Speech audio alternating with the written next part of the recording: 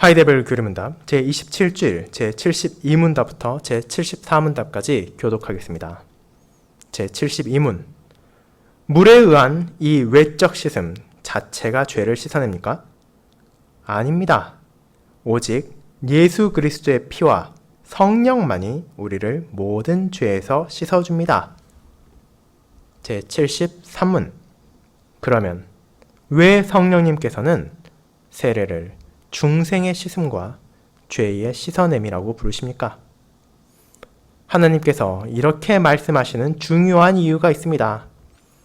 하나님께서는 물이 몸에서 더러움을 씻어내듯이 그리스도의 피와 그분의 영이 우리의 죄를 제거한다는 것을 가르치시려는 것입니다. 그러나 더욱 중요한 것은 하나님께서 이러한 신적 보증과 표징으로 우리가 육체적으로 물로 씻음을 받았듯이 진실로 영적으로 우리의 죄를 씻음받았다는 사실을 우리에게 확신시켜 주시려 하신 것입니다. 제74문 유아도 세례를 받아야 합니까? 그렇습니다. 어른뿐만 아니라 유아도 하나님의 언약과 회중에 속해 있습니다. 그리스도의 피로 죄에서 구속받는 것과 믿음을 일으키시는 성령이 어른 못지않게 유아에게도 약속되었습니다. 그러므로 언약의 표인 세례로 유아는 그리스도의 교회에 접붙임 받아야 하고 또 불신자의 자녀로부터 구별되어야 합니다. 이것은 옛 언약에서 할례로 시행되었고 새 언약에서는 그 대신에 세례가 제정되었습니다. 말씀 묵상 후에는 시편 65편 3절 4절을 부르도록 하겠습니다. 그리고 그 이전에 찬송 1A장을 통해 사도신경을 함께 찬송으로 고백할 예정입니다.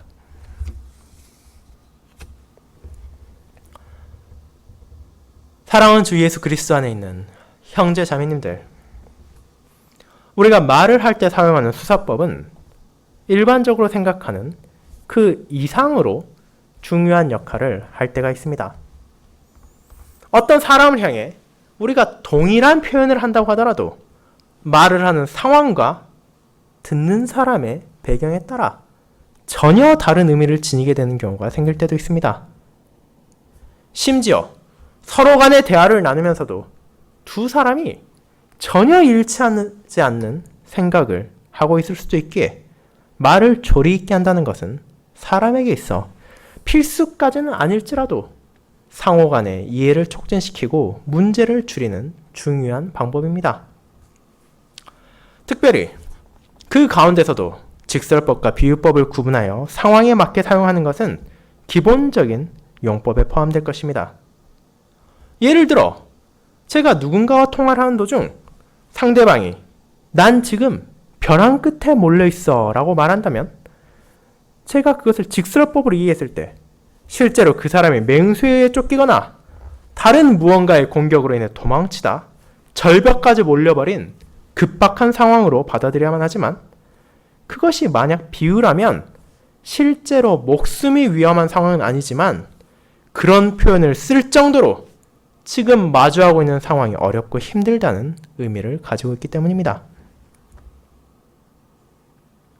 그리고 우리는 하나님의 말씀을 바라볼 때도 이와 같은 용법을 구분해 신중하게 이해하고 받아들여야 할 필요가 있습니다. 특별히 성례에 있어서 하나님의 말씀을 어떻게 받아들이냐는 그것의 성격을 완전히 변화시킬 수 있기 때문에 더더욱 조심스럽게 살펴야 할 것입니다. 그리고 이를 바르게 수행하지 못함으로 오늘날까지도 세례의 본질을 잘못 이해하고 하나님의 뜻이 아니라 잘못된 전통과 잘못된 가르침을 전파하는 이들이 여전히 존재한다는 것을 알고 있기에 우리는 세례를 규정하는 본문들을 세심히 알아가고 그것이 가진 의미를 바르게 고백해야 할 필요가 있습니다. 그렇기에 오늘 우리는 하나님의 말씀을 요약하여 이에 대한 진리를 고백하는 하이델베르 교리문답 제27주일에 제72문답과 제73문답에 집중하여 하나님께서 성례 가운데 특별히 세례를 언급하실 때 어떻게 그것을 가리키시고 표현하시는지를 알아보므로 이것이 결코 어떤 미신적 성격을 지닌 것이 아니라 온전하게 복음의 약속에 기반을 두고 복음의 약속을 향하게 하는 상징이라는 것을 확인하게 될 것입니다. 저는 이를 복음의 약속과 세례의 관계라는 제목으로 나누고자 합니다. 그리고 우리의 주님이신 예수 그리스도께서 직접 제정하신 세례가 말씀 가운데 어떻게 드러나며 그것이 신자들로 하여금 무엇을 깨닫고 무엇을 바라보게 하는지를 두 부분으로 살펴보도록 할 것입니다. 첫 번째, 복음의 약속을 직접적으로 가리키는 세례. 두 번째, 복음의 약속의 상징으로 표현된 세례가 바로 그것입니다. 먼저 복음의 약속을 직접적으로 가리키는 세례에 대해 알아보겠습니다. 형제자매 여러분, 지난주에 우리는 거룩한 세례가 신자들로 하여금 무엇을 바라보고 의지하도록 하는지를 살펴보았습니다. 이는 이미 제25주일에서 고백한 것처럼 말씀 안에서 우리에게 주어진 복음의 약속을 더욱 충만하게 선포하고 확신하게 하는 것임을 나누었습니다. 세례는 우리로 하여금 세례 그 자체를 바라보도록 하는 것이 아니라 이를 통해 우리에게 은혜를 베푸시는 분이시며 그 모든 약속의 기반이신 주님을 의지하게 하는 것입니다. 그와 같은 세례는 분명 거룩한 것이었습니다. 물 자체가 특별한 것이 아니고 그것을 통해 무언가를 씻는다는 행위까지도 너무나 일상적인 것이지만 그럼에도 불구하고 세례를 거룩하다 하는 것은 마땅한 것이며 동시에 합당한 것이었습니다. 왜냐하면 이를 제정하신 분이 우리의 주님이신 예수 그리스도이시며 이를 통해 그분의 영이 성령 하나님께서는 연약한 신자 안에 자리 잡은 믿음을 강화시키시고 그것을 성장시키시는 놀라운 역사를 진행하고 계시기 때문입니다. 그렇게 이것은 우리가 일상에서 세면을 하고 샤워를 하며 목욕을 하는 행동과는 다르게 하나님께서 구별해 두신 거룩한 성례 중 하나였습니다. 이는 먼저 물로 씻음으로 더러움을 제거하는 외적 씻음의 의식을 통해 성도들이 자신들이 가지고 있는 죄가 씻겨졌다는 것을 확신하게 합니다. 그리고 그 죄의 원인을 깨닫게 함으로써 자신을 겸손하게 낮추게 할 뿐 아니라 어떻게 그 죄가 씻겨졌는지를 떠올리게 합니다. 이는 그리스도의 십자가에서의 단번의 희생제사, 조금의 부족함도 없는 온전한 희생제사를 통해 성도들에게 주어졌습니다. 죄에 대한 하나님의 공의로운 진노는 분명 실제합니다. 그분께서는 가장 높으시고 어미로운 자신을 거역하고 거룩한 계명들을 순종하지 않을 뿐 아니라 이를 거역한 이들의 몸과 영혼에 대한 가장 엄하고 영원한 형벌을 요구하십니다. 이 심판을 벗어나기 위해서는 그분의 공의를 온전히 충족시켜야만 하지만 우리 자신은 물론이고 이 세상에는 어떤 피조물이라 하더라도 이를 완벽하게 해낼 수 없을 뿐 아니라 자기 자신의 죄의 무게를 하루하루 쌓아만 가고 있는 것이 우리 모두의 비참한 현실입니다. 하지만 그런 자신의 백성을 위하여 하나님께서 약속하신 메시아, 그분의 독생자가 이 땅에 오셨습니다. 그리고 그분께서 자신의 보혈을 흘리사 죄에 대한 하나님의 공의를 충족시키시고 우리의 모든 죄악, 과거와 현재와 미래의 모든 죄악을 씻어주시는 희생제사를 드리셨습니다. 그리고 하늘아버지께서는 자신의 독생자의 희생제사를 기꺼이 받아들여 주심으로 이제 자신의 자녀인 백성들에게 심판이 아니라 죄사함이 은혜로 말미암아 주어졌다는 것을 확신하도록 하셨습니다. 그리고 동시에 교리문답은 그리스도의 피만이 아니라 그리스도의 영께서도 우리를 씻어주신다는 것을 잊지 않게 합니다. 이 말은 성화라고도 고백하는 성령 하나님의 역사하심과 깊은 관련을 지니고 있습니다. 그분께서는 이제 주님의 공로로 말미암아 깨끗하게 된 자들이 그 은혜를 받은 자로서 합당한 삶을 살아가도록 격려하시며 실제로 그런 삶을 증거할 수 있도록 신자들 안에서 거하시고 그들의 발걸음을 인도하십니다. 물론 그 말은 우리가 이 땅에서 완벽한 거룩함을 드러내거나 혹은 부족함 없는 온전한 삶을 살아갈 수 있다는 것은 아닙니다. 우리는 옛 본성의 잔재와 여전히 싸우고 있으며 세상과 마귀의 유혹에 고투하며 하루하루를 살아가고 있기 때문입니다. 하지만 그럼에도 이 땅의 성도는 자신의 능력으로는 결코 시작할 수도 없는 선행, 아버지의 뜻에 순종하며 살아가는 삶을 시작할 수 있게 되었으며 성령 하나님께서는 그와 같은 신자들의 감사의 삶을 이어갈 수 있게 하십니다. 그것이 성령에 의해 새롭게 된 사람이 이 땅에서 증가하는 것입니다. 그들은 부족함 가운데서도 자신의 거룩함을 나타내며 죄를 받아들이고 순응하는 대신 자신들의 죄와 옛 본성이 그리스도께서 장사되실 때 함께 장사되었다는 것을 확신하며 거룩하고 흠없는 생활로 인도됨에 기뻐하며 감사하게 됩니다. 그리고 믿음 안에서 그와 같은 삶을 살아가며 그런 부족한 거룩함과 감사의 삶이 마침내 온전하게 될 그리스도의 영광의 날을 간절히 소망하며 살아가는 것입니다. 이 모든 것들을 세례가 신자들에게 가리킵니다. 그렇게 세례를 바르게 이해하고 받아들인 신자는 마땅히 거룩한 성례가 표와 인으로서 가리키는 복음의 약속에 집중하게 되며 그것은 결국 우리의 죄와 더러움을 깨끗하게 씻어주신 그리스도의 공로와 그분의 영의 역사하심으로 우리의 마음을 들어올립니다. 그렇게 함으로 신자는 세례를 받고 세례에 참여하고 세례를 증거할 때 자신들에게 주어진 진정한 은혜 가운데 감사하며 자신들의 죄에 대해서는 슬퍼하고 자기 자신을 낮추지만 그와 동시에 그런 모든 부족함이 충족되고 영원한 기쁨과 영광을 누릴 복음의 약속이 온전하게 성취될 주님의 날을 소망하며 바라게 됩니다.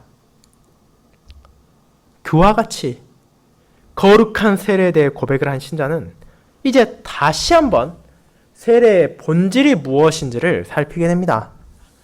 그리고 그 중에서도 72문답과 73문답은 성례어법, 특별히 하나님께서 세례를 무엇이라고 말하시는가에 기반을 둔 고백입니다.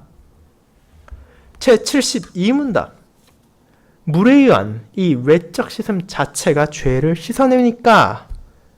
라는 질문의 배경이 된 주요 성경 구절 중 하나는 마가복음 16장 16절입니다. 부활하신 그리스도께서 제자들에게 나타나셨습니다.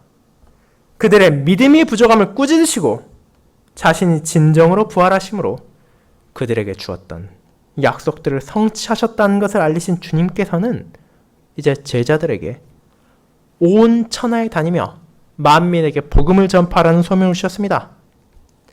그리고 무엇이라 이어서 말씀하십니까? 믿고 세례를 받는 사람은 구원을 얻을 것이요 믿지 않는 사람은 정죄를 받으리라. 이것이 마가복음 16장 16절입니다. 또한 한 구절이 더 있습니다. 사도 바울이 눈이 먼 상태에서 주님의 인도에 따라 다메섹에 들어갔을 때 아나니아가 자신에게 했던 말을 사람들에게 다음과 같이 전했습니다. 이제는 왜 주저하느냐? 일어나 주의 이름을 불러 세례를 받고 너의 죄를 씻으라. 사도행전 22장 16절 말씀입니다. 자, 이와 같은 표현들이 우리에게 무엇을 말하고 있는 것 같습니까? 우리가 이 말씀에 대해 숙고하지 않고 급하게 결론을 내리고자 한다면 아마도 고백서가 말하는 내용과는 정반대의 방향으로 향하게 될 수도 있습니다. 마치 세례 그 자체가 구원을 얻을 수 있게 해주는 것이며 정죄를 피할 수 있게 해주는 증표가 된다고 말입니다. 그리고 실제로 그와 같이 결론을 내리고 세례의 본질을 오해한 사람들이 있었습니다. 그리고 현재도 있습니다. 그런 가르침이 대다수의 기독교인들에게 받아들였던 중세에는 오늘날에는 상상하기조차 힘든 총극들이 일어나기도 했습니다. 왕이나 제후같이 권세를 가진 사람 혹은 부유한 상인들은 평상시에는 죄를 지으며 마음대로 살다가 병이 들거나 나이를 먹어 죽을 때가 되어가면 미리 주변한 신부에게 연락을 취해 언제라도 자신의 집에 방문할 수 있도록 필요한 준비를 하게 했습니다. 그리고 이제 정말로 죽음의 순간이 다가온다고 느껴질 때 그때가 돼서야 신부를 통해 세례를 받고 이제 그간의 삶이 어찌했던 상관없이 세례를 받았으니 자신은 구원을 받을 것이라 생각하며 죽음을 맞이한 것입니다. 이와 같은 생각은 밀라노 칙령을 선포함으로 기독교에 대한 박해를 그치게 한 로마의 황제 콘스탄티누스 1세 시절에도 이미 자리 잡고 있어 그 황제 역시도 337년 죽기 바로 직전에 유세비우스로부터 세례를 받아 이 땅에서의 죄를 완전히 씻었다는 확신 가운데 세상을 떠났습니다. 그렇다면 이것이 정말 세례의 바른 용법입니까? 우리가 살아가는 동안 단 한 번밖에 세례를 받지 못하고 그것을 받는 순간 이 외적 씻음이 우리의 모든 죄를 씻어주니 어떻게든 아끼고 아껴 죽기 직전에 받고 천국에 간 반편으로 사용하라고 하나님께서 말씀하셨습니까? 그렇지 않습니다. 주님과 아나니아 모두 세례를 무엇과 연결시켰습니까? 믿음과 연결시켰음을 우리는 기억해야 합니다. 그리고 이와 같은 이해를 좀 더 돕기 위해 우리는 그런 본문과 매우 유사하지만 더 분명하게 말해주는 하나님의 말씀을 살펴볼 수 있습니다. 요한복음 3장에서 예수님께서는 진리를 알기 원하는 경건한 유대인인 니고데모를 향해 사람이 어떻게 해야 하나님의 나라를 볼 수 있으며 거듭나 하나님의 뜻대로 살아갈 수 있는지를 설명하십니다. 그리고 아버지께서 자신을 보낸 이유를 설명하신 예수님은 17절과 18절에서 다음과 같이 말씀하셨습니다. 하나님이 그 아들을 세상에 보내신 것은 세상을 심판하려 하심이 아니요 그로 말미암아 세상의 구원을 받게 하려 하심이라. 그를 믿는 자는 심판을 받지 아니하는 것이요 믿지 아니하는 자는 하나님의 독생자 이름을 믿지 아니함으로 벌써 심판을 받은 것이니라. 동일한 장에서 주님께서는 이후 제자들에게 다시 한번 이렇게 말씀하십니다. 아버지께서 아들을 사랑하사 만물을 다 그의 손에 주셨으니 아들을 믿는 자에게는 영생이 있고 아들에게 순종하지 아니하는 자는 영생을 보지 못하고 도리어 하나님의 진노가 그 위에 머물러 있느니라. 요한복음 3장 36절입니다. 이와 같은 구원의 진리에 있어 놀랍게도 주님께서는 세례에 대해 전혀 언급하지 않으신다는 것을 여러분은 깨달으셨습니까? 물러주는 세례 그 자체는 죄를 씻는 힘이 있는 것이 아닙니다. 우리가 교리문답을 통해 계속 고백하는 것처럼 사람에게 있어 구원의 길은 단 하나뿐이며 이는 예수 그리스도를 믿는 참된 믿음을 통해서만 받을 수 있는 하나님의 은혜입니다. 그 외에 다른 어떤 것도 사람의 죄를 씻어낼 수도 없으며 그 죄의 결과로 찾아오는 심판에서 건져낼 수도 없습니다. 그리고 지난주에 살펴본 것처럼 물에 의한 외적 씻음 그 자체에 신비한 효능이 있어 죄를 씻어내는 것이 아니라 오직 예수 그리스도의 피와 그분의 영만이 우리를 모든 죄에서 씻어주는 것입니다. 그렇다면 어째서 성령님께서 영감하여 기록된 하나님의 말씀은 세례에 대하여 중생의 씻음, 죄의 씻어냄이라고까지 부르는 것입니까? 이는 하나님께서 세례를 통해 주신 복음의 약속에 대한 신적 보증과 표징, 즉 표와 인이 얼마나 강력한 확신을 주는지를 알려주는 것입니다. 예를 들어 제가 은행에 가서 100만원권 수표를 발급했다고 생각해 보시길 바랍니다. 은행이 이에 대한 지급을 하지 않는다면 이것은 그저 단순한 한 장의 종이 조각에 불과합니다.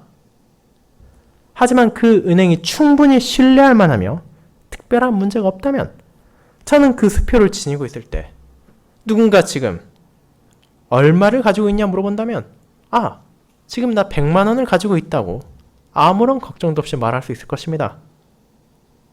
그리고 실제로 그와 같은 확신의 말은 은행이 이 돈을 다시 지급해 줄 수 없는 부도와 같은 큰 문제를 겪지 않는 한 실제로 이루어질 것을 알고 있기에 이것은 제가 거짓말하는 것이나 그 사람을 속이는 것이 아닙니다. 자, 그렇다면 다시 한번 세례를 돌아보도록 합시다. 세례, 그 자체는 죄를 씻어주지 못합니다. 하지만 이 성례는 우리의 모든 죄를 씻어주는 복음의 약속을 직접적으로 가리킵니다. 그 약속을 보여주는 표와 인으로서 세례는 우리로 하여금 하나님께서 이를 통해 베풀어 주신 은혜들을 바라보게 하며 그것에 집중하도록 만듭니다. 세례 가운데 삼위 하나님께서 우리에게 약속하시고 매번 세례를 증거할 때마다 기억하게 하시는 그 놀라운 약속들은 세상의 그 어떤 개인과 은행, 심지어 국가보다도 분명하게 지켜질 것입니다. 이 세상에 사는 동안 우리는 개인이 파산하는 것을 허다하게 바라볼 수 있으며 때로는 은행까지도 경영난에 시달리다 부도가나 지급불능에 빠지는 상태가 발생하기도 한다는 것을 뉴스를 통해 보게 되기도 합니다.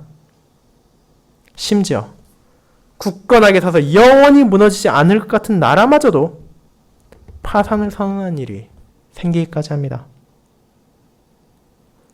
그와 같은 것들을 바라볼 때 사람들은 세상에 그 무엇도 결코 영원하지 않다는 것을 인식하게 됩니다. 그렇게 그들이 주는 확신이나 그들이 주는 약속까지도 온전하게 경고할 수 없습니다. 하지만 세례를 주시는 분은 이 땅의 피조물이 아니라 바로 하나님께서 세례 가운데 놀라운 약속을 주십니다. 그분께서는 자신이 한 약속을 어기지 않으실 뿐 아니라 세월이 아무리 흐르고 시대가 아무리 바뀌고 심지어 나라가 흥하고 나라가 쇠하는 과정에서도 항상 동일하신 한 분 하나님이십니다. 그렇게 우리는 그분의 약속에 대해 흔들리지 않는 확신을 가질 수 있습니다.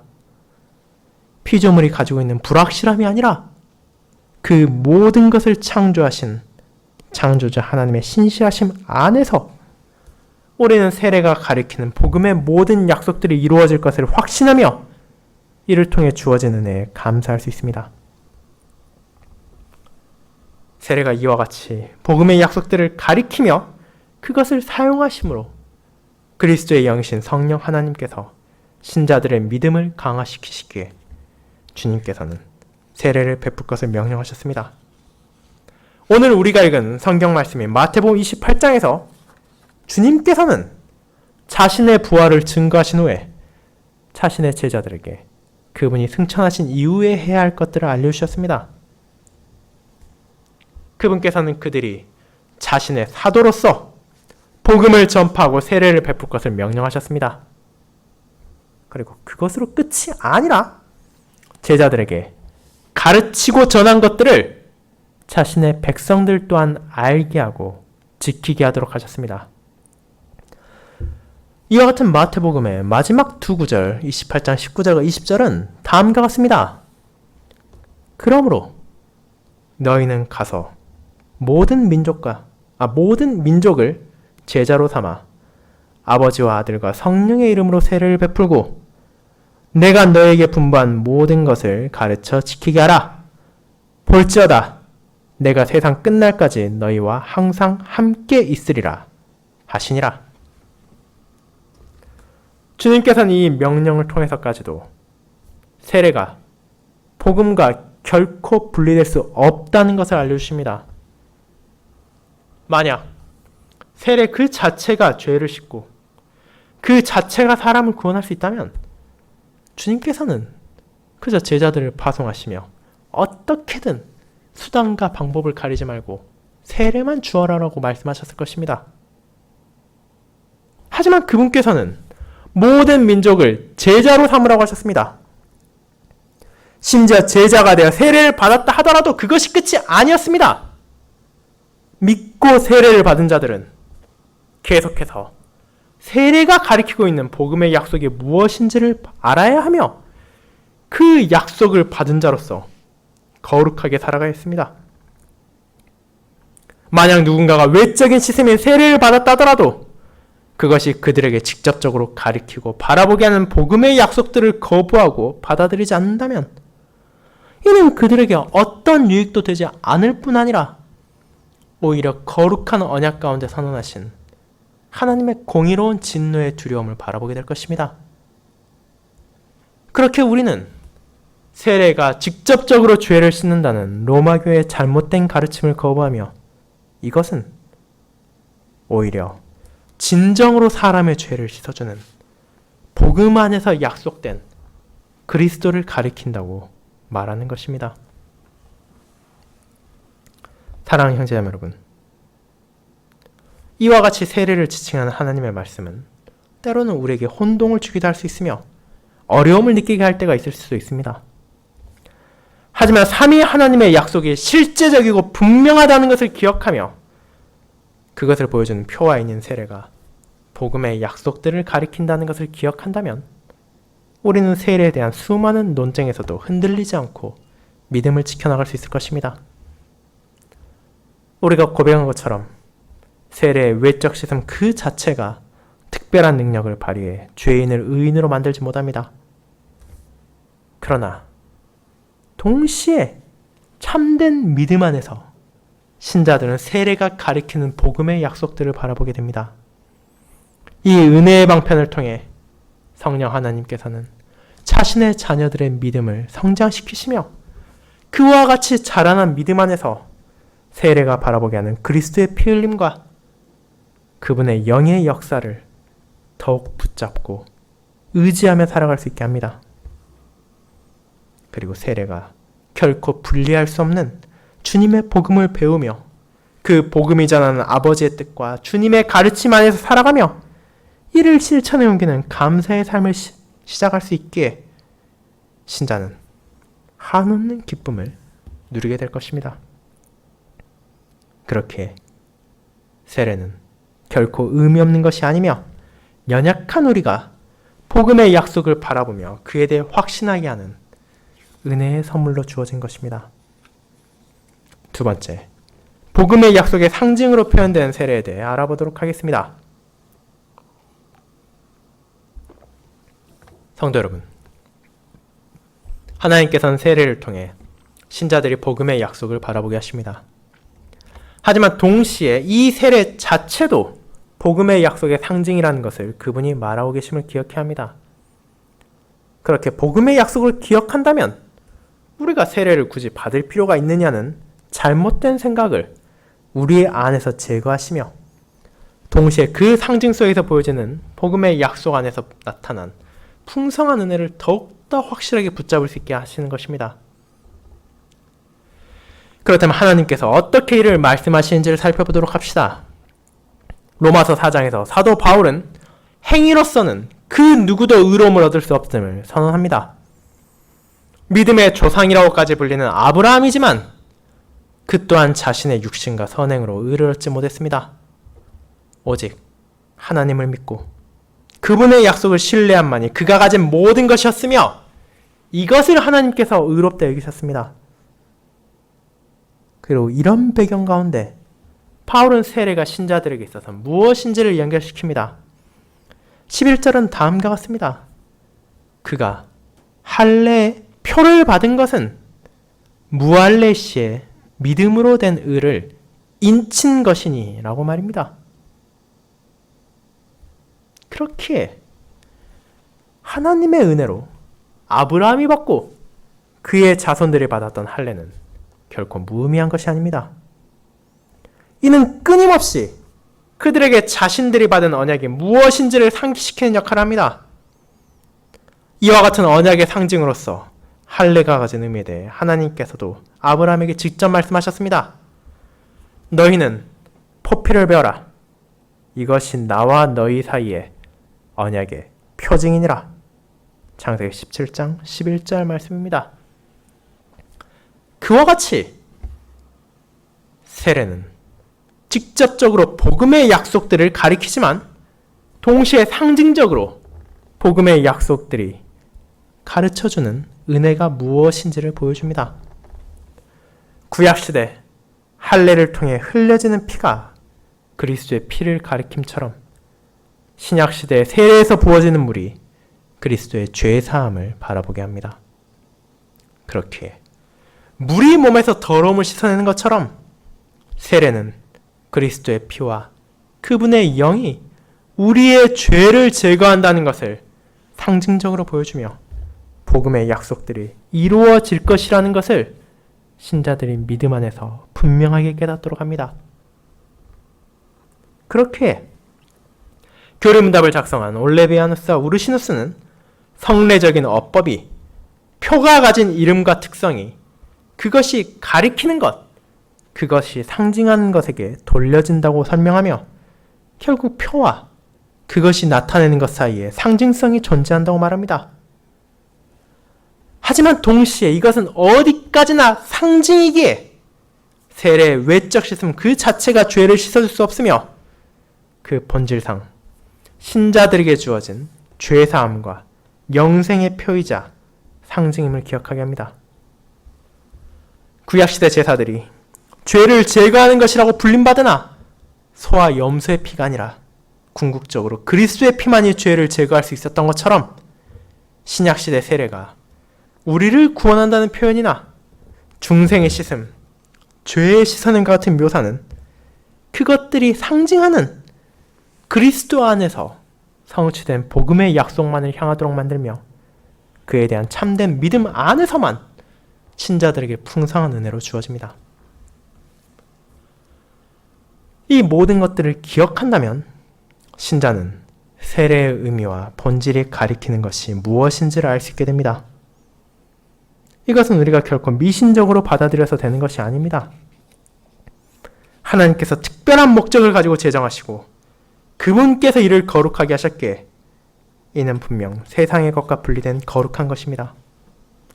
사람의 이기적인 생각이나 어리석음으로 이 거룩한 세례를 남용하거나 잘못 사용하는 것은 하나님께서 거룩하게 하신 것을 더럽히는 죄를 범하는 것입니다.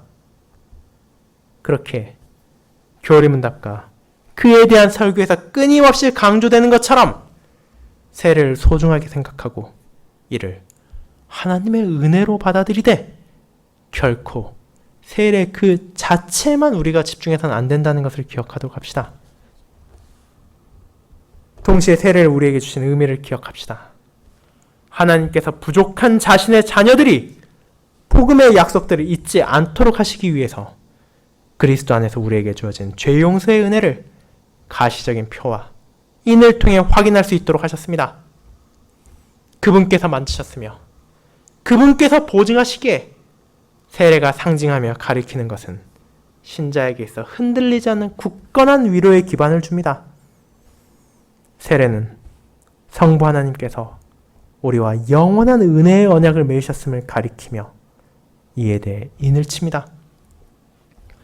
세례는 성자 하나님께서 우리를 죄로부터 자유롭게 하시고 아버지 앞에서 의롭다함을 베풀어 주셨다는 것을 가리키며 그것을 인칩니다. 세례는 성령 하나님께서 우리 안에서 역사하심으로 우리가 죄에 대하여는 죽고 거룩하고 흠없는 생활로 나아갈 수 있도록 하심을 가리키며 그것에 대해 인을 칩니다. 그리고 이 모든 것들이 영원하시며 변하지 않으시는 하나님께서 주신 약속임을 기억하게 하므로 이 약속에 대한 의심을 배제하고 굳건한 확신 가운데 믿음이 자라나며 그의 믿음 안에서 살아가도록 은혜를 베푸신 것입니다. 사랑하는 성도 여러분, 그렇게 세례란 저와 여러분에게 주어진 너무도 큰 은혜입니다. 성례가 교회 생활에 있어 덤으로 붙어있는 의미 없는 종교적 예식이 아니며 별다른 유익을 주지 않는 사소한 것이 아닙니다. 하나님께서 은혜 가운데 이를 우리에게 주셨고 하나님께서 은혜로 이것을 사용하십니다. 그렇게 우리는 이것을 기쁜 마음으로 감사히 받아들이며 그 은혜 가운데 확신을 가져야 합니다. 매번 교회 안에서 세례가 베풀어질 때 하나님의 이 놀라운 약속들을 바라보며 이것을 상징하는 세례가 나에게도 주어졌음을 기억하도록 합시다. 우리의 삶에서 죄와 고통할 때 그리스도의 피와 영으로 우리가 씻겨졌음을 떠올리며 성령 하나님의 인도에 따라 거룩한 생활을 살아가도록 합시다. 이번 한 주 우리에게 어떤 일이 찾아온다 하더라도 세례를 통해 보게 되는 복음의 약속, 죄 용서의 은혜와 거룩한 삶의 인도를 확신하며 그 은혜의 수혜자로서 하나님을 사랑하고 이웃을 사랑하며 감사의 열매를 맺도록 합시다. 신자 안에서 하나님의 자녀들을 거듭나게 하시고 성도들로 하여금 거룩한 생활을 살아갈 수 있도록 인도하시는 그리스도의 영께서 여러분이 교회와 일상과 가정과 이웃 간의 관계에서 드러나는 그 같은 은혜의 삶의 모든 여정을 함께 하시며 인도하실 것입니다. 아멘.